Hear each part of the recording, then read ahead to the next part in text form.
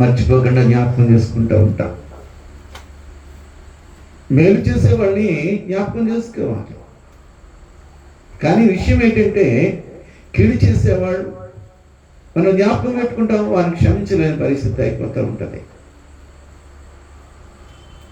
ఒక మాట చెప్తాను, చాలా జాగ్రత్తగా ఆలోచించండి. రోమీయులకు రాసిన పత్రిక 8వ అధ్యాయం 28వ వచనంలో అంటాడు, దేవుడు ప్రేమించిన వారికి అనగా దేవుడు ప్రేమించే వారికి అనగా ఆయన సంకల్పము చెప్పున పిలువబడిన వారికి మేలు కలుగుటకై, అంటే కీడు కూడా మేలుగానే మార్చగలడు దేవుడు. నీకు నష్టం కలిగింది, దాన్ని లాభంగా మార్చగలడు. ఇది దేవుని మాట. ఏది జరిగినా అది నీ మేలు కొరకైనా నేను మర్చిపోవద్దని మనం చేస్తున్నా. మేలు చేసిన వారిని మనము మర్చిపోతూ ఉంటాం. కీడు చేసిన వారిని జన్మలో మర్చిపోకుండా గుర్తు పెట్టుకుంటాం. ఏది గుర్తు పెట్టుకోవాలో అది గుర్తు పెట్టుకోవాలి. ఏది గుర్తు పెట్టుకోకుండా ఉండాలో దానినే గుర్తు పెట్టుకుంటాం. మానవ నైజం అది, మానవ నైజం. అసలు నువ్వు ఒక ఉన్నతమైన స్థానానికి వెళ్ళాలి అని అంటే నువ్వు వేచి చూడాలి.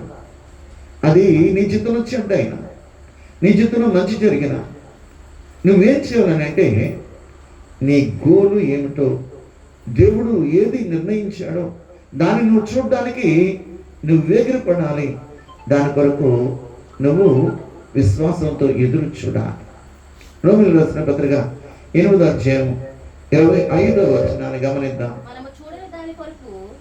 మనము చూడని దాని కొరకు నిరీక్షించిన ఎడల దాని కొరకు కనిపెట్టు. మరి నువ్వు ఏదైతే చూడాలనుకున్నావో, ఏ ఉన్నతమైన స్థానంలో నువ్వు ఉండాలనుకున్నావో, ఏ మేలు కొరకు ఎదురు చూస్తున్నావో దానిని చూడడానికి నువ్వు ఓపిక కావాలి. ఓపిక అన్నది నీకు కావాలని దేవుడు చెప్తున్నాడు. నువ్వేదైతే చూడలేదో, నువ్వేదైతే అనుభవించలేదో, దేన్ని కోరుకున్నావో, ఏ ఉన్నతమైన స్థానాన్ని నువ్వు అనుభవించాలనుకున్నావో అది ఇంకా నువ్వు చూడలేదు కదా. దాన్ని చూడడానికి నువ్వేం చేయాలంటే నీకు కీడు చేసిన వాడు మర్చిపో, మేలు చేసిన వాడు కూడా మర్చిపో. ఎందుకనంటే ఇవన్నీ సమకూడి మనకి మేలు కొరకు జరుగుతున్నాయని దేవుని వాక్యాన్ని జ్ఞాపకం చేసుకో. చాలాసార్లు మనము నష్టం కలిగించిన వాడిని, మనం బాధ పెట్టిన వాడిని, మనల్ని హేళన చేసిన వాడిని వీళ్ళ గుర్తు పెట్టుకుంటాం. అలాగనుకుంటే యేసుక్రీస్తు ప్రభు శిలువ మొయ్యలేడు, మన కొరకు ప్రాణం పెట్టలేడు. మేలు చేసిన ఆ చేతులకి వాళ్ళు మేకులు కొట్టారు. ఆయన మేలు కొరకు పరిగెత్తాడు, ఆ కాళ్ళకి మేకులు కొట్టారు. నువ్వెంత? నేనే పట్టివాడిని, నువ్వే పెట్టివాడు. జ్ఞాపకం చేసుకో.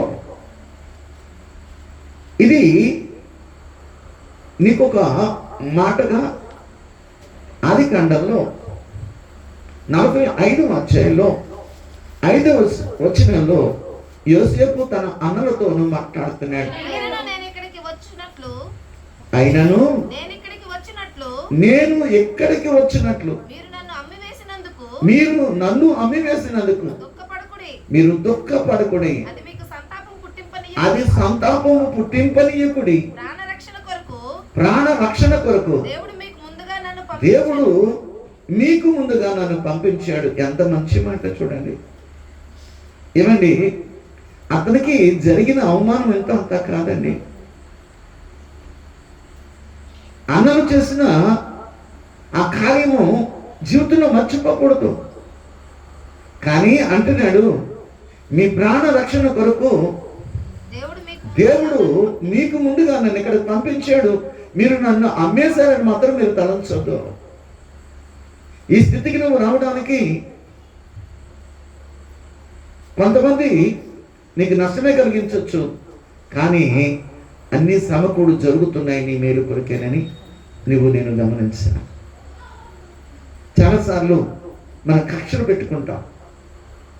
మనం మర్చిపోలేని సంఘటనలు ఉంటే పదే పదే మాట్లాడుకుంటూ ఉంటాం. దానివల్ల వచ్చేదేమీ లేదు. ఏదైతే చూడాలనుకున్నావో అది చూడడానికి దేవాది దేవుడు నిన్ను పంపిస్తున్నాడు. మధ్యలో అనేక మంది నిన్ను కలుస్తారు. నేను కలుస్తాను. ఆదికాండము 37వ అధ్యాయము 5 నుంచి మనం 9 వరకు చదివినట్లయితే, 8 వరకు చదివినట్లయితే, యోసేపు ఒక కళ వచ్చింది. యోసేపుకి ఏమొచ్చింది? ఒక కళ వచ్చింది. ఆ కళలో ఆయన ఏమంటాడంటే, ఇదిగో మనము పనలు కడుతున్నాం, నా పన లేచి నిలబడ్డది, మీ 11 పనులు నాకు సాష్టాంగ నమస్కారం పడుతున్నాయి అని అన్నాడు. ఇది కళే. అయితే అన్నలు ఏమంటున్నారో తెలుసా? మేము నీకు, చదవండి, అతని సహోదరులు నీవు నిశ్చయముగా మమ్మల్ని ఏలేదవా, మా మీద నీవు అధికారి అవుదువా. అంటే కళ నువ్వు కళ కాదు, కళ నీకు వస్తుంది. ఒక్కోసారి దేవుడు ఆ కళ నెరవేరుస్తాడు. నా కళ వచ్చిందని చెప్తున్నాడు, ఇలా జరిగిందని చెప్తున్నాడు. అన్నలైతే కక్ష పెట్టుకున్నారు. నీకు మేము బానిసలమా, లేకపోతే నీకు మేము నమస్కారం చేస్తామా, సాష్టాంగ నమస్కారం చేస్తామా, నువ్వు మాకు అధికారిగా ఉంటావా? ఒకవేళ అక్కడేముండి అధికారిగా ఉన్నాడు అనుకోండి, అన్నలు కానీ వస్తే నాకు నమస్కారం చేయండి అని అంటాడా? చెప్పండి, అంటాడా? అనడే. అంటే దీనికి తెలియని ఒక కార్యం దేవాది దేవుడు చేయబోతున్నాడు. ఇంచుమించుగా 13 సంవత్సరాలు, అంటే 17వ సంవత్సరంలో అన్నదమ్ములు అమ్మేశారు అతన్ని. 30వ సంవత్సరంలో ఆయన అధికారి అయ్యాడు. వీళ్ళకి తెలియదు బానిసగా ఉన్నవాడు అధికారి అవుతాడని. ఆదికాండం 42వ అధ్యాయంలో 6వ వచనంలో ఉన్న మాటలు చదువుదాం. అప్పుడు యోసేపు ఆ దేశము అంతటి మీద అధికారి అయి ఉండెను. అతడే ధాన్యము అమ్మకము చేయువాడు. కనుక యోసేపు సహోదరులు 10 మంది వచ్చి ముఖములను నేలను మోపి అతనికి వందనం చేశారు. నువ్వు చూడని కార్యాలను చూడాలి అంటే ఓపిక పట్టావు. నిన్ను అవమానించిన వాడు, నిన్ను అమ్మినవాడు, నిన్ను గొంతులో తోసినవాడు, వీళ్ళని ఎవరిని గుర్తు పెట్టుకోలేదు. కానీ కళ నెరవేరడానికి దేవాది దేవుడు తీసుకెళ్ళాడే. ఆ కళ నెరవేరింది ఈరోజు. ఆయన 30వ సంవత్సరం, అంటే 17వ సంవత్సరంలో ఆయన అమ్మబడిన వాడు. 13 సంవత్సరాలు ఆరట పెట్టబడ్డాడు. ఆ స్థితికి రావడానికి దేవుడు నా నిమిత్తమే నేనే ఈ కార్యం చేశాను అంటాడు. నా నిమిత్తమే, నాకు మహిమ కలగాలని, నీ ద్వారా దేవుడు మహిమ పొందాలని. ఇటువంటి కార్యాలు చేస్తున్నప్పుడు నువ్వు అరుస్తావేమో, నాకు చాలా మంది అన్యాయం చేశారు అంటావేమో. నువ్వు చూడని విషయాలు చూడాలంటే నువ్వు దీర్ఘశాంతం వహించాలి, ఎదురు చూడాలి, ఓపిక కావాలి. దేవుడు చేయబోయే కార్యాలు అవి కంటికి కనిపించమంటాడు, చెవికి వినిపించవు, హృదయానికి అగోచరాలు అని అంటాడు. ఆ కార్యాలు చూడడానికి నిన్ను నన్ను అనేకమైన పరిస్థితులు గుండా నడిపిస్తాడు. ఇప్పుడు యోసేపును అమ్మేసిన అన్నలు 10 మంది వచ్చి ఆయన ఎవరో అనుకున్నాను, సాష్టాంగ నమస్కారం పట్టారు, మొఖములు నేలకు మోపారు. మామూలుగా కాదు, మొఖాలు ఏమయ్యంటే నేలకు మోపారు. అంటే సాష్టాంగ నమస్కారం చేశారు. ఏమన్నాడు? నాకు కల వచ్చింది, 12 నేను ఈ ధాన్యపు పనలు ఆ కట్టినప్పుడు నా పనలు వచ్చింది, మీ 11 పనులు దానికి సాష్టాంగ నమస్కారం పడుతున్నాయి అని అన్నాడు. కల వచ్చింది అన్నాడు. అనందములో ఏమైందంటే, అన్నంలో ఏమైందంటే ద్వేషం ఏర్పడిపోయింది. ఒక మాట చెప్పున, యోబు గ్రంథంలో 42వ అధ్యాయం 2వ వచనంలో అంటాడు, యోబు గ్రంథం, నీవు సమస్త క్రియలు చేయగలవని, నీవు ఉద్దేశించినది ఏది నిష్ఫలము కానేరదని నేను ఇప్పుడు తెలుసుకున్నా. నువ్వు సమస్త కార్యాలు చేయగలవు, నువ్వు ఉద్దేశించినది ఏది నిష్ఫలము కానేరదని నేను ఇప్పుడు తెలుసుకున్నా. మనం తెలుసుకోవాలి. చాలాసార్లు ఇలాగెందుకు జరిగింది, ఇలాగ నన్ను ఎందుకు వాళ్ళు మరి బాధ పెట్టారు, నన్ను ఎందుకు మోసం చేశారు, ఇవన్నీ కూడా నీకు మేలు కలుగుటకి సమస్తము సమకూడు జరుగుతున్నాయని నువ్వు గుర్తు ఎరగాలని మనం చేస్తున్నా. నల్లకాలం వచ్చింది ఆయనకి. అది ఆదికాండం 37:9-11 ఆయన అంటాడు, సూర్యుడు చంద్రుడు 11 నక్షత్రాలు ఆయనకి నమస్కారం చేస్తున్నాయి అని అంటాడు. చదువుదామా? తన సహోదరులకు తెలియజేసి, ఇదిగో నేను మరొక కల కన్నాను, అందులో సూర్యుడు చంద్రుడు 11 నక్షత్రాలు. అది నక్షత్రాలు నువ్వు లెక్క పెట్టగలవా? లెక్క పెట్టలేవు. ఇది ఖచ్చితంగా సూర్యుడు చంద్రుడు 11 నక్షత్రాలు ఏమన్నా నాకు సాష్టాంగ నమస్కారం పడ్డాయి. తండ్రి అంటాడు, నువ్వు కన్న కళ ఏంటి అంటే, నేను నీ తల్లి అలాగే నీ అన్నను నీ సహోదరులందరూ కూడా సాష్టాంగ పడాలన్నా అని అంటూనే అంటాడు, ఈయనకి ఎటువంటి కళలు వస్తున్నాయి ఏంటి, నా కుమారుడికి ఏమై ఉంటుంది అని అతను మనసులో అనుకుంటున్నాడు, దాచుకున్నాడు. ఇలాంటి కళలు వస్తున్నాయి ఏంటి, ఎటువంటి పరిస్థితుల్లోకి వెళ్తాం, వీడికి మేము నమస్కారం చేయడం సాష్టాంగ నమస్కారం చేయడం ఏంటి అని అనుకున్నాడే కానీ పరిస్థితులు ఎలాగ మారుతాయో ఆయనకి అర్థం కాలేదు. మార్పును అన్నది దేవాదుడు చేయగలడు, నీ జీవితాన్ని మార్చేయగలడు, నీ పరిస్థితులను మార్చేయగలడు. అలాగ దేవుడు ఎవరైతే దేవుడిని మరి ఇష్టపడతారో, దేవాది దేవుడు అంటున్నాడు, దేవుడు వాంఛితలో ఏ కార్యం జరిగినా అదంతా కూడా మేలు కొరికే సమకూడు జరుగుతున్నాయని నువ్వు జ్ఞాపకం పెట్టుకోవాలని అంటాడు.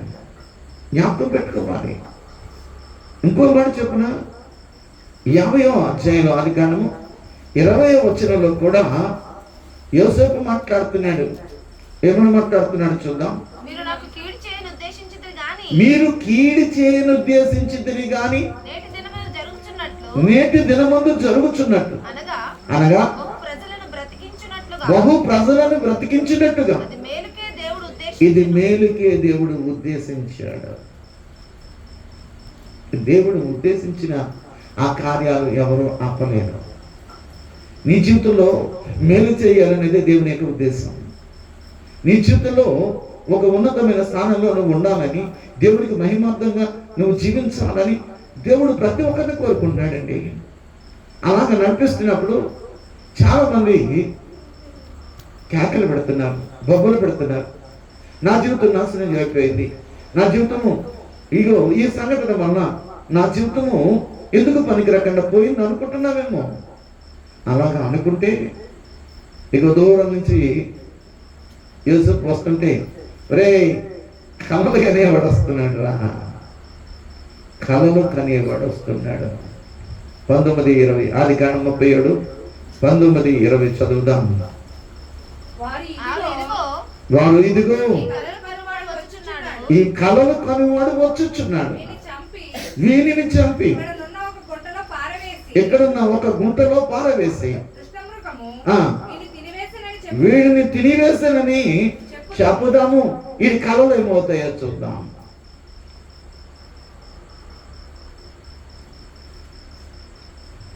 ఏమంటాడంటే, ఈ కళ ఏమవుతుందో చూద్దాం రండి. నిన్ను ఎవరన్నా ఏమన్నా చేయొచ్చేమో కానీ నీ అభివృద్ధిని కాంక్షించిన దేవాది దేవుడు ఈ ఒడిదుడుకులకుండా, ఈ అపజయాలకుండా నిన్ను పైకెత్తగలడు, నిన్ను లేవనెత్తగలడు, ఒక ఉన్నతమైన స్థానంలో ఉంచగలడు, దేవునికి మహిమార్థము జీవించడానికి. అర్థమవుతుందా? చంపుదాము చూద్దాం, ఇది కలలేమవుతాయి చూద్దాం. నువ్వు కాదు, నీ తరము కూడా కాదు, ఎవరి తరము కాదు. దేవుడు నిర్ణయించినది ఆయన చేయగలడు. యోబుని సాతాను చేతికి అప్పగించాడు. సాతాను ఎంతగానో నష్టం కలుగజేస్తుంది. అయినా సరే దేవాది దేవుడు ఒక ఉన్నతమైన మొదటి స్థితి కంటే కడపడి స్థితి మహా అభివృద్ధి పొందిన సంగతి మనకు తెలుసు. అందుకే యోబు ఇందాక చదివిన భాగంలో ఏమంటాడో తెలుసా? చదివేసాం ఆల్రెడీ.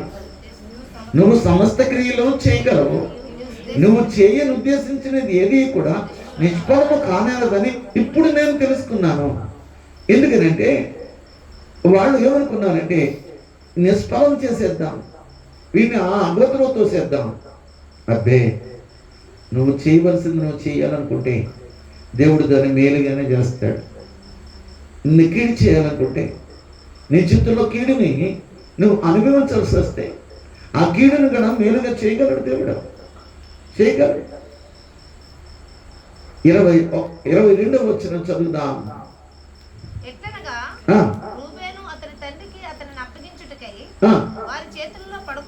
రూబేను అనే పెద్ద అన్న ఉన్నాడు, వారి చేతిలో పడకన్నా అతను విడిపింపదలిచి ఏమన్నాడంటే చంపొద్దు, వాడిని గోతులు తోసేయండి అన్నాడు. 23వ వచనంలో వాడు ఏం చేశారు చూడండి. వారు యోసేపు అంగీని అతడు తొడుగుకొని ఉండిన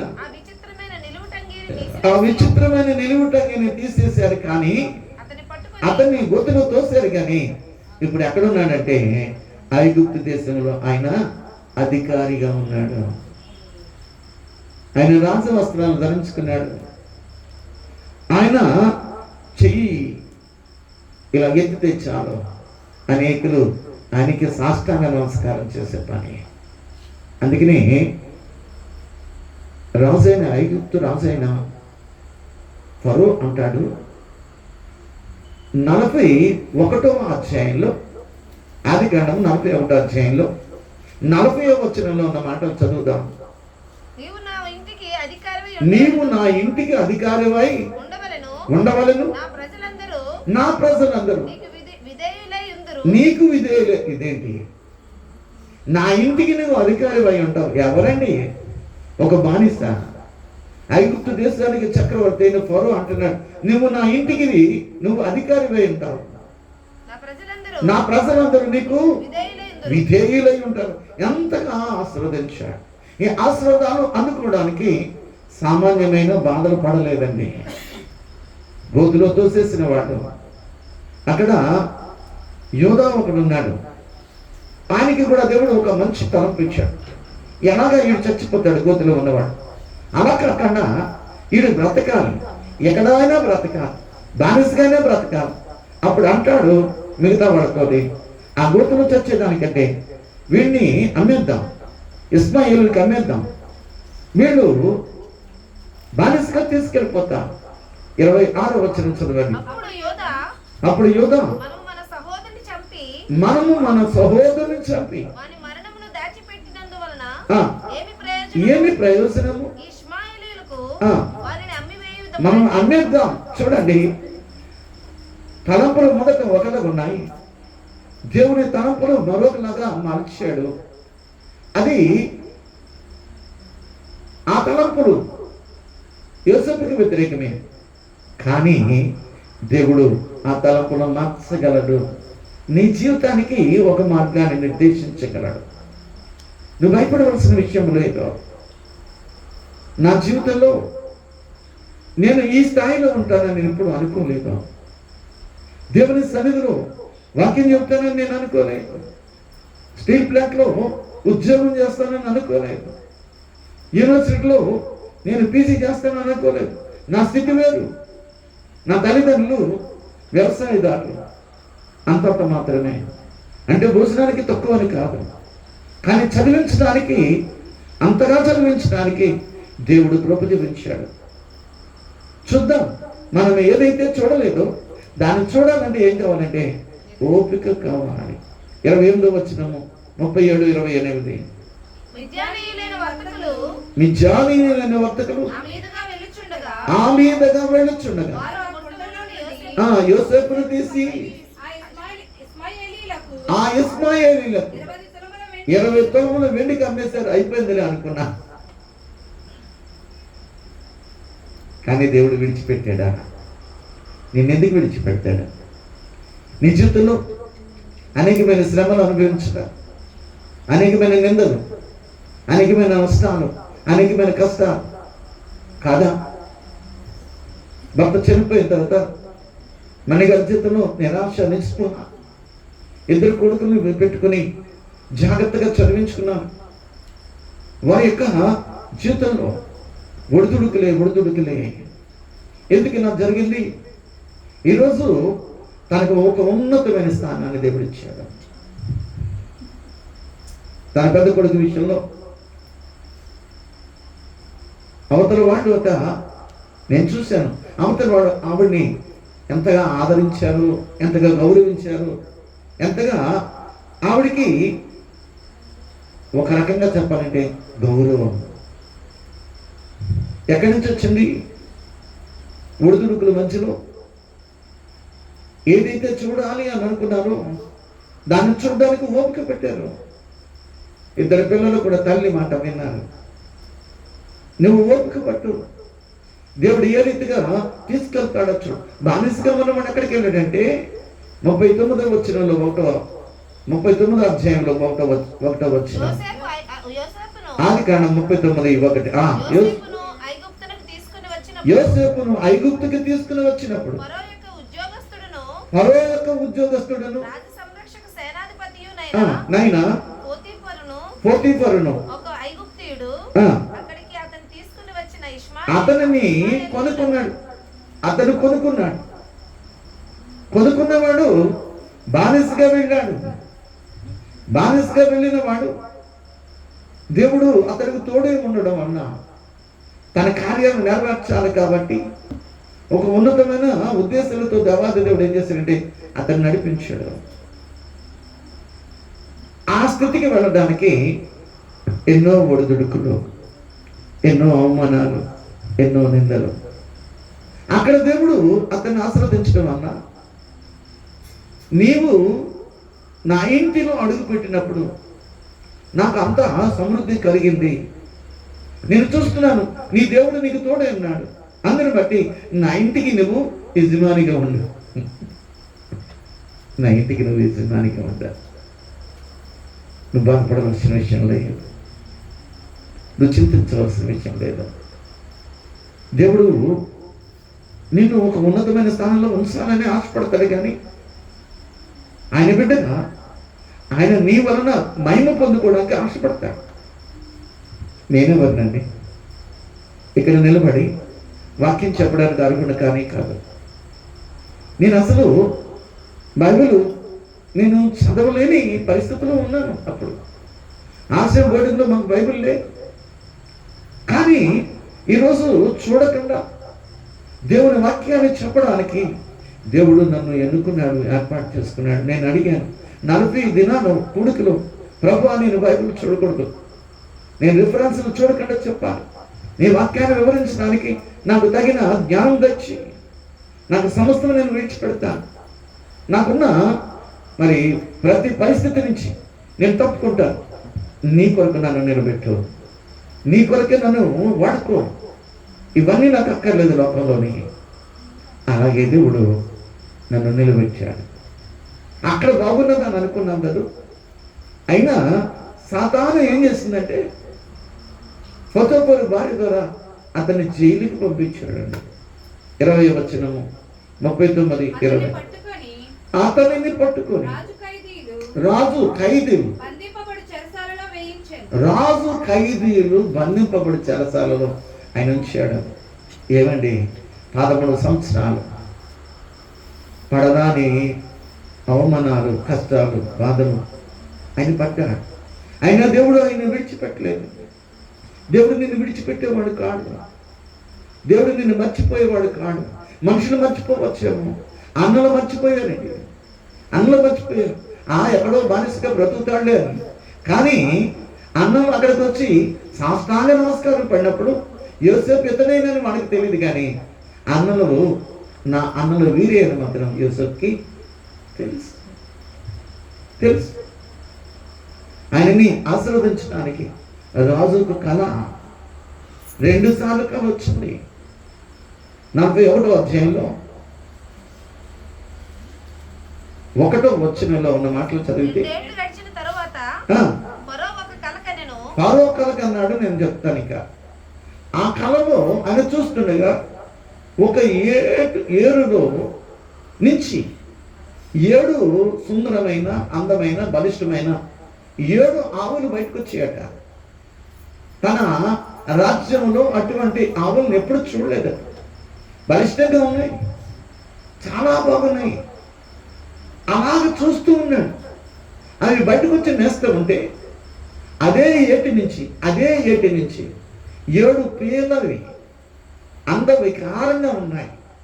అటువంటి ఆవులు మొలిచాయి. అంటే ఆవులు వచ్చినాయి. దాంట్లో వచ్చినవి చూస్తున్నాడు.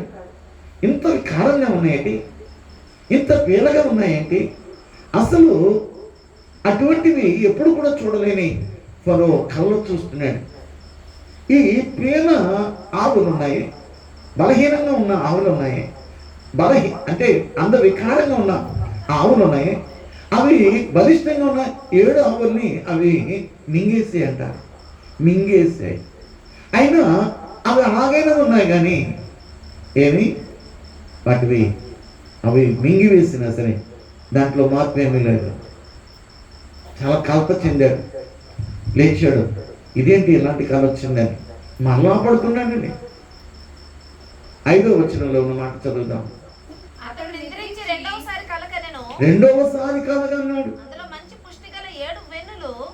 మంచి పుష్టి గల 7 వెన్నెలు ఒక దండలో అవి పుట్టుచుండెను. మరియు తూర్పు గాలి చేత చెడిపోయిన పీల ఎన్నెలంట. దాంట్లో ఏమీ గింజలు లేవు. అవచ్చి అంట ఈడ్చుడాడు. అవచ్చి ఒక దండలో చాలా చక్కగా ఉన్న ఆ వెన్నులన్నీ తిన్నాయి. కానీ అది పీలగానే ఉన్నాయి. ఇది దీనికి అర్థం కావాలి. రాజుకి 2 సార్లు వచ్చింది, ఖచ్చితంగా జరుగుతుంది. అలాగా దానిని చెప్పడానికి యోసేపుని తీసుకొస్తే యోసేపుతో మాట్లాడుతున్నాడు. ఆదికాండము 41వ అధ్యాయము 41-44 వచనం చదువుదాం.